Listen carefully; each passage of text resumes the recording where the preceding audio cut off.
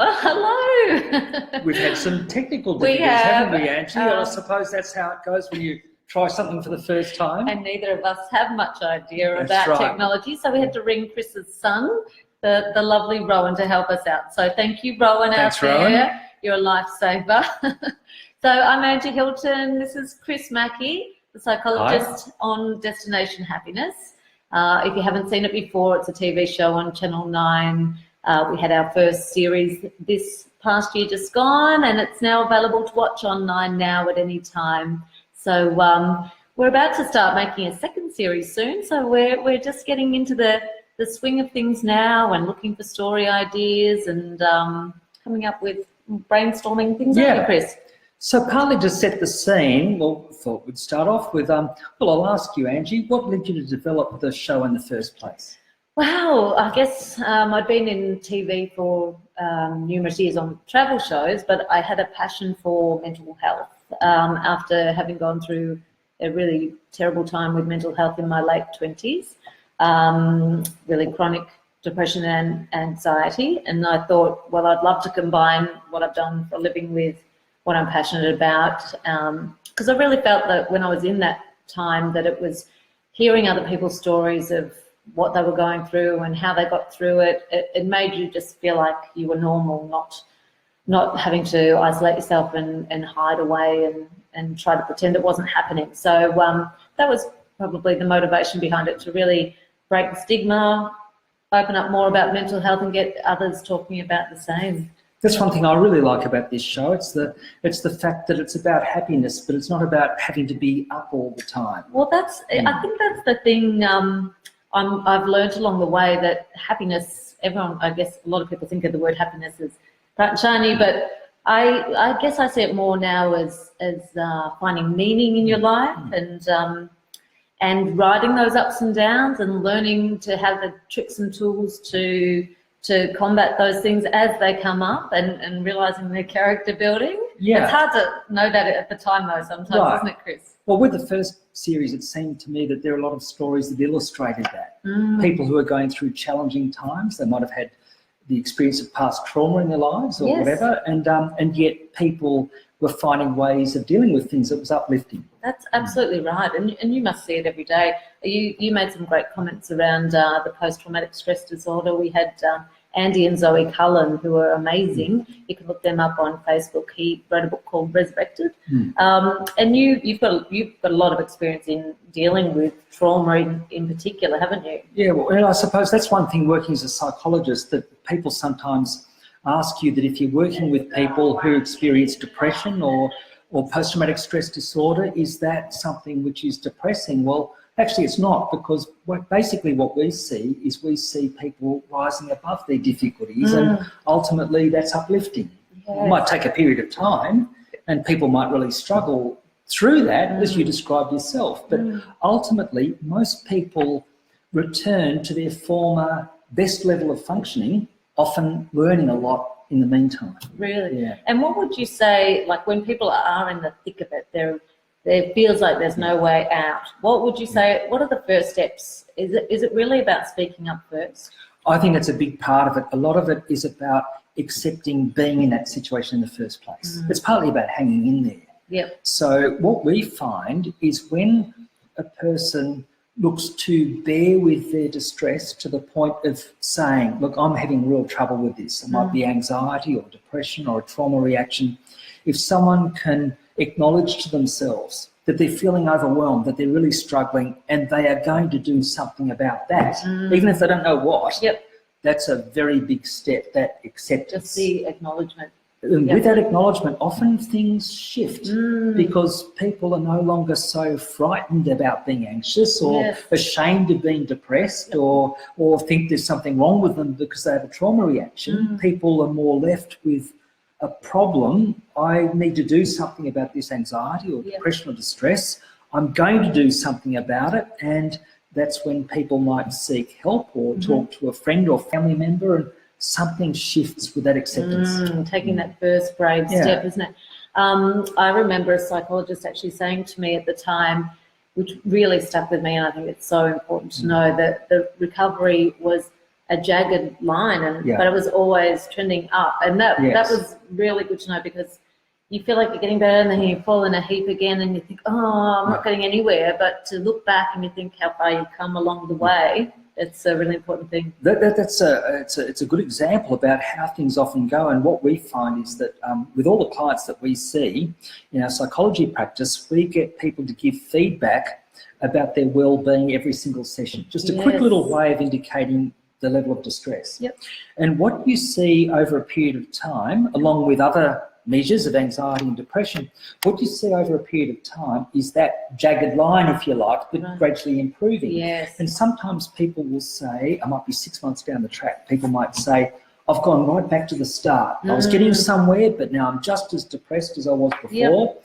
And we can go back to people's earlier questionnaires and what they reported then and say, look, wait a minute, sure, things have got worse over the last month or two, but see how much better off you are than where you were at the start. Yes. You're making progress. And how good that you've actually documented exactly what I'm saying. So because invaluable. people forget. People often forget how far they have come after they've taken that initial step of acknowledging their distress and looking to do something about it. Yes.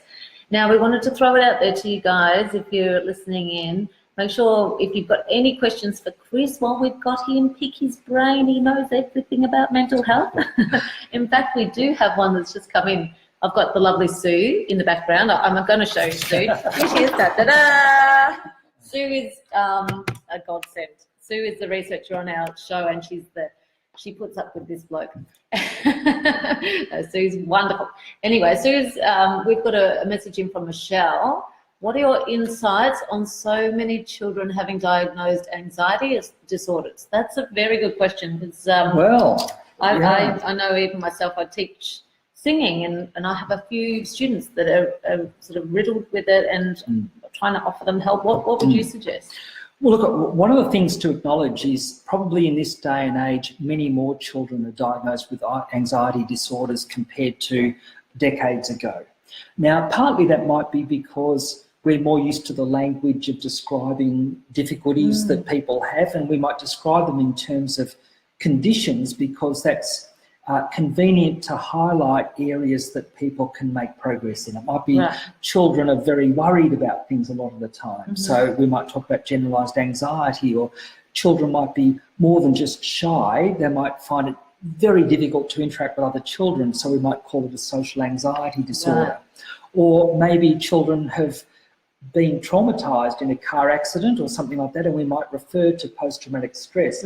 There's a value in talking about anxiety in terms of these patterns of symptoms that people can have, because it guides us to the kind of treatment that can be helpful. Right. And there are helpful treatments for every single anxiety disorder that exists.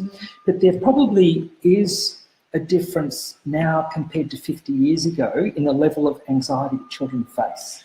Yes. The world's more complex. It sure there are is. more choices that they have to make. There's pressures in schooling for achievement. In terms of life direction, people want to find just the right direction for them, but it takes a long time to do that. There's children can get caught up in patterns of perfectionism, just like adults can. And so there are a lot of indications that children these days are significantly more anxious than children of decades ago. I think it's probably fair enough to say, though, in some ways we're more psychologically aware now than decades ago. So maybe part of the cost of self-reflection and trying to understand ourselves and look to have the best life we can is that there will be more stresses along the way as we seek that. Yes, I know. I've often thought about that. Why is it all coming out now? Was it around, just not spoken about back in the day when our parents were growing up? I know. I think there's probably a bit more of it around. It is also more spoken about and more identified. But sometimes, well, I've heard it said that that the children in the last 10 years, children of a certain age, just say late secondary school, likely experience about as much anxiety as people who might have been hospitalised with anxiety in the 1950s. Is that right? So, in other words, in the earlier days, it'd be quite rare for someone to be identified as having a particular mental health problem or whatever.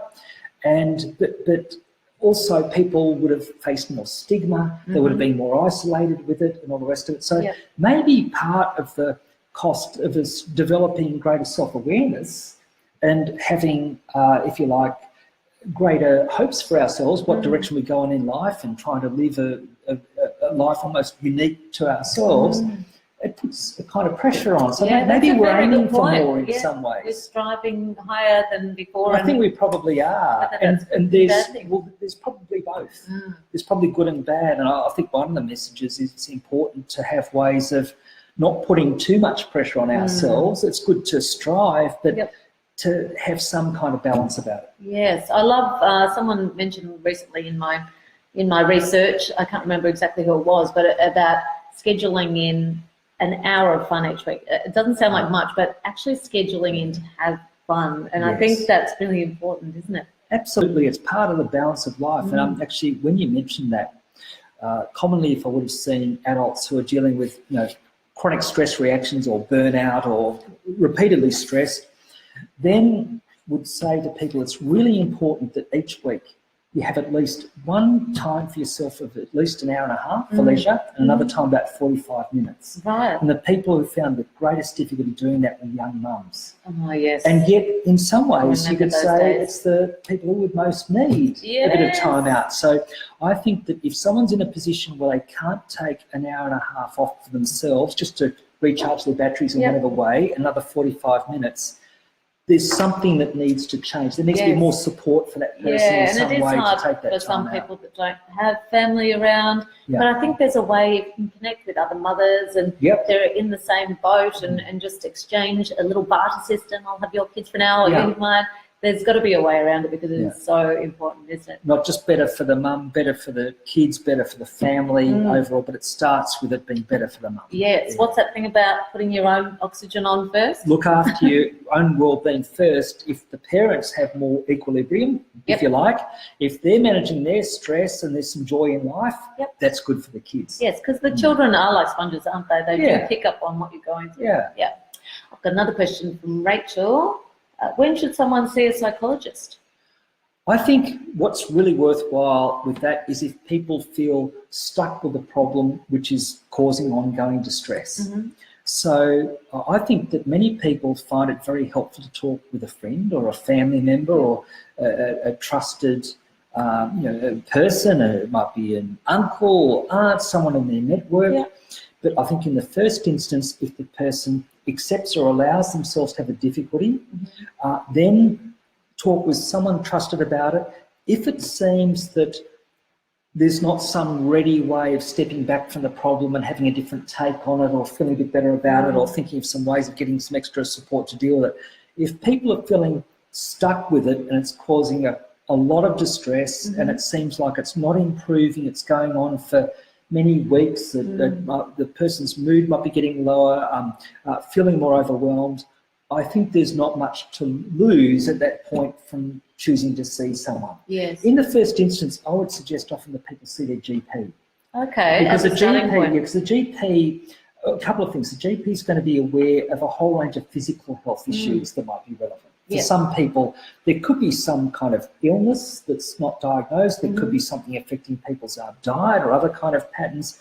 But also, certainly in Australia, GPs are the main avenue for people to be referred to psychologists, where also people can get a rebate, typically through the Medicare mental health plans through Better Access Scheme. And the doctors that I have seen, they all tell you that it's so common to get a mental health plan. I know when you go to get one for the first time, you think, what's wrong with me? But everyone's doing it. Everyone's got one. So it's so worth doing. I know personally for me, if I feel that I'm slipping a little bit or I'm having a few days where I feel anxious, I always know that there's something going on emotionally that I can't get to or I can't talk through with my friend. It's not budging. So I always book into my psychologist, who happens to work at Chris Mackey's. It's not him. He can't be my psychologist. We're too close. But yeah, I highly, highly recommend finding one that you love and getting in there whenever you feel it's getting on top of you. How we go with any questions, Sue? I had another one come through earlier. Chris here has written a book on synchronicity. If you haven't already read it, it is wonderful. And some people say to me still, what is synchronicity? Well, the best man to answer that question, Chris himself. Well, synchronicity, as you well know, Angie, relates to meaningful coincidences, really remarkable, uncanny or meaningful coincidences. So sometimes something happens that it grabs someone's attention. I think that is so amazing that happened in that way. And I just have a feeling that things are meant to be. Yeah, it's just like jigsaw puzzle pieces falling into place, or like a sign. So have you experienced something like that yourself? I have. Well, I love this topic. The sign for me was always seeing 11:11 on the clock. And it wasn't just the clock. I'd see it on phone numbers, or the car, my odometer was on 11:11. And when I track back, when it happens, I'll see it daily, even a few times a day. And then something big happens in my life. So maybe I'm pregnant, or I get a job, or even bad things. But it's like, to me, it feels like the universe is telling me, get ready, you're about to learn something, a big life lesson. So that's my little synchronicity thing. But it has happened to me for, I reckon, 20 years. One thing I was intrigued by last year when the show started is, even though I normally see repeated number sixes in different ways, or on a clock I'm more likely to see a combination with the number 42, different reasons that means different things to me. But when the show started, I started seeing 11:11s several times a week. So and it's meant to be on the show. It just felt like being a little bit in sync with what you're on about. Yes. So it's a delightful feeling of connection, and a feeling, well, look, this is kind of like meant to be. Well, and I love that you call it a tick from the universe. So when you notice these things, it's like a tick from the universe. I feel the same. Yeah, it's one of the main things that people often feel. It's an affirming sign about being on the right track. It also leads many people to think there's some other kind of dimension or spirit or life force over and above the things that we see more obviously in everyday life. Yes. And you don't just have to be religious to believe that, but it is a bit of a spiritual notion, there being some other dimension beyond what's in front of our noses. Yeah, fantastic. So have you got a copy of Chris's book somewhere? I'd love to show everyone. It's a bright blue book, but this is an uncanny coincidence that happened while we were filming the show. We did a segment on Chris talking about synchronicity and explaining about the book. And then we went from that segment to do a story on sleep, and it was completely unrelated, but Chris was coming along to talk to a lady about her sleep problems. And so we got to her house, and we were trying to check out the house, whether there was any issues with how she was sleeping. We had our feng shui ladies assessing the room, and we just happened to notice by her bedside was Chris's book, Synchronicity, just sitting there. Now, the lady who had the sleep problems didn't know who Chris Mackey was. She'd just been given the book, and the book just happened to be there when the author turned up to fix her sleep problems. I wasn't sure at first how to take it when you and Sue both suggested that maybe the reason that she had the sleeping problems was trying to read that book. Well, that must have been a cheeky day by me. I wouldn't say it when I'm sitting this close to you. So this is at Synchronicity. Where can they get that, Chris? Actually, it's still available at Dimmicks in Market Square and Bay City Plaza, and around Geelong. People can also order it on Amazon. People can also come into our practice and order it, but particularly through Dimmicks. Yes, and through the website. And through our website, our helpful too in the background, chrismackey.com.au. And you'll love, in this book, Chris himself is very honest and open about his own battle with mental health along the way. And I love that as a psychologist, how open you are, and it just makes everyone coming to see you feel like they can relate. Could you tell us a little bit about what happens? Yeah, well, in terms of synchronicity, for me, there was something in terms of repeated numbers that wasn't all joy, but it was around 6 o'clock on the 6th of June. The most significant events in my life happened around 6 o'clock on the 6th of June. One was when Sue and I got engaged. So that's a bit like heaven on earth, if you like. But then the next 6 years later was when I was admitted to a psychiatric hospital with severe depression It's 6 o'clock on the 6th of June. Wow. Now, for different reasons, I actually, well, clearly the second one I didn't plan that timing. It's not the kind of thing you think, hey, this is what I think I'll do on this day. This is something you feel your world's crumbling and you can't help what I didn't know what day it was, literally. Yep. Also, getting engaged, it's going to be the day before, but for different reasons it didn't happen that way. But there was something about the amazing, uncanny aspect of those numbers that added to a feeling that even if very dark things happen, in a certain way, it can be meant to be. And so for me, going through that experience of severe depression and making a full recovery from 25 years ago is probably the single most useful, albeit painful, single most useful experience of my life to understanding people going through their brand of hell. Yes. And it just adds, well, it went into my trust bank in terms of what you can recover from, how low you can feel, how pathetic or ashamed you can be or whatever, but what you can actually recover from over time if you just look to take one step after the other. Yeah. And you're building up your toolbox of, okay, what can I turn to when I start to feel those feelings? There's this. And I think they're skills that anyone can learn that, Susan, Susan's phone's going off in the background. I got distracted. I feel like there's skills that anyone can learn, and you can either go to a psychologist or start reading and researching, because I feel like happiness is something we should be learning in school. We should be learning how to manage our mind and emotions. And it's getting there, but it's not taught as much as we'd love it to be. And one thing I think is terrific in recent years is the development of positive psychology and the way of looking to define and describe happiness in terms of a more sophisticated model. So in positive psychology, it's not just about being smiley or up all the time, as your uplifting story demonstrates. Happiness is based on what we call a PERMA model. So the P, P-E-R-M-A, P is for positive affect. So it's the smiley happiness, if you like.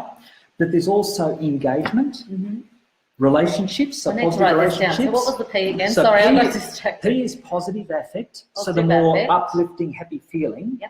Then there's E for engagement. Yes. In roles. Engagement in life, in life and with people, with roles. Yep. R is for relationships. Yep. M is for meaning, finding personal meaning in things. Yes. And then A is for achievement. Because sometimes if we're looking to achieve something, it's not easy. Yes. It's hard work. You're not actually having fun or smiling all the time. Even, at times getting your first show up wasn't always easy in every way, was it? I do laugh that sometimes I was never more stressed than putting a happiness show together. It's quite ironic, isn't it? But when you think about it's so worth it. But it is a real challenge. Anything you do that's really worthwhile, that stretches you, getting and all you the out rest of your comfort zone. It is by definition going to be getting out of your comfort zone to do the things that give you the most meaning and achievement. Yes. Otherwise, how could you possibly be growing the most if you're not kind of outside the comfort zone? Absolutely. So, and I love this one about meaning. Would you say there's a spiritual element to that? Would you say meaning encompasses religion, spirituality, connection to the universe? Is that what meaning means? I think that's a big part. Many people would, in the past, have had their sense of meaning coming from their religious values. Also family roles and work and roles and things like that. But these days, I suppose, especially in Australia, not so many people are as religious, but many people still believe in a spiritual dimension in life, which I think does include a sense of purpose or meaning. It includes what makes life worth living. It includes the uniqueness in ourselves, like our sense of who we're meant to be or how we're meant to live. I think these things we could call spiritual as well. For me personally, I feel like I absolutely need a connection to something to feel whole. But I don't know if what about you guys out there? Do you have the same sort of feeling that you're after that spiritual connection, but you're not really sure? Is it religious? Is it? I feel like for myself, I'm exploring religions at the moment, sort of trying to understand all of them and what resonates the most with me, and keep that connection. And I pray, and I'm not exactly sure whether that fits into a model of a religion or whatever, but I feel like prayer really keeps me strong. Yeah. And that sounds to me like it's relating to, again, some kind of force, spirit dimension beyond just what we can easily rationally explain or sit in front of our eyes. But I think it's partly about connecting with something larger than ourselves. So connecting with other people is that as well. Yeah. Like just say someone sacrificing for their family or giving to volunteering or whatever. That's giving to something larger than yourself. Yep. I think that's also spiritual. Yeah. Yes, absolutely. I think we should wind up shortly, but Sue's giving us a little thumbs up to the survey. We have a survey. If you did happen to catch Destination Happiness Series 1, we would love your thoughts. We have a little survey which is in the link. Is that right, Sue? It's going to be in the link. It'll be in the comments below. And if you haven't seen the show, you can go to 9now.com.au/destination-happiness. We'll put that in the comments as well. And you can watch all 13 episodes back to back if you feel like it. But we'd love you to fill in the survey if you get a chance to watch the show, even if you watch a few. We're looking for feedback. We're about to start our second series and we want to make it bigger and better. We're after inspiration with stories. So if you know anyone it can be anyone. If they've got an inspiring story that you think should be shared, we're really looking to talk to people who have maybe overcome obstacles or what would you say, Chris? What just generally? Yeah, something which has an uplifting quality to it. Something that people relate to. And And one of the wonderful things about this is being able to get feedback from people who've seen, say, several episodes of the first series, and by people giving feedback about how they found that or what they liked the most or whatever, that can help shape the second series. Which presenters you like and didn't like and... Oops, gone. But you're not allowed to get rid of us, that's all. We must put a shout out to Dr. Jane, our vet, who's in Geelong. She's at Newtown Vet Clinic. And it's been lovely, actually, quite based in Geelong, which is where we're from, and it's been lovely to get such a great team from our local community. We did sort of cast the net wide around Australia to cast. I was actually looking for the next Bondi vet when I said to my sister, we've got to look around the country, we need the next Bondi vet for our Happy Pets role. And my sister said, there's a really beautiful vet across the road. She'd probably be good. I'm like, as if can't be that easy. So I said, I'll get her over for a cuppa. And so Lee got Dr. Jane over and I started listening to her. I'm like, wow. And I pulled out my phone and I'm filming her. Might have been a little bit of synchronicity there, I would say. She happened to be across the road and she's perfect. She's never done TV before, but she was just a natural. Like yourself, Mr. Mackey. But it's been great fun being part of it, Angie. Just love it. And I think that being able to get across uplifting messages to people and it being health-based in a whole range of ways, terrific. Yep, great to be involved. So thanks for joining us. And as I say, if you've got any questions, don't forget to put them in the comments or private message and we'll try to get back to everything. We'll be doing this regularly. So if you have any particular topics you want us to cover, just post, what's it called? Private message us and we'll hopefully cover them all over the course of the year. And I reckon we'll have the technology sorted out next time. We might even know what we're doing by then. Thank you for joining me, Chris Mackey. Thanks, Angie. Thank you, Sue Mackey. Say bye to Sue Mackey. Bye, everyone. See you next time. Bye.